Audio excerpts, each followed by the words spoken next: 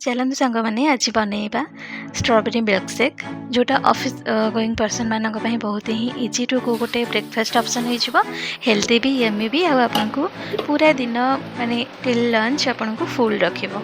तो सबुठ फर्स्ट आम स्ट्रॉबेरी को धोई नवा तापर गोटे जूस जार रे आम कि ऐड करवा बनाना देन आम काटिकी रखि स्ट्रॉबेरी को से ऐड करदेबा। मीठा आप सुगर यूज करें बट मुझे जेहेतु सुगरलेस चाहिए मुझे जैगरी देती आ किसी डेट्स ऐड करी सो डेट्स सीड्स गुड़ा को आप काटिदेवे add milk on it milk देकरी आपको बहुत भल भाव आपण को चॉइस वाइज आप जी मिल्क दवा चाहते देपर जी आपको गाढ़ा बस देखिए ग्राइंड कर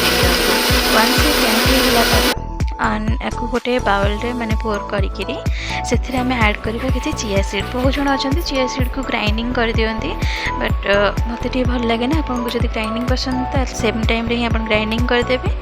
आठी आम चिया सीड ऐड करके ओवरनाइट सोक पे रखीदेवा। नेक्स्ट मॉर्निंग रे आपको सर्व कर नियंतु। तो फर्स्ट आम गोपाल जाइला आपर आम दिज मुझे सर्व कर बस एंजॉय करंतु गोटे हेल्दी ब्रेकफास्ट। जदि आपको रेसिपीटी भल लगी प्लीज़ गोटे लाइक करूँ सब्सक्राइब करूँ।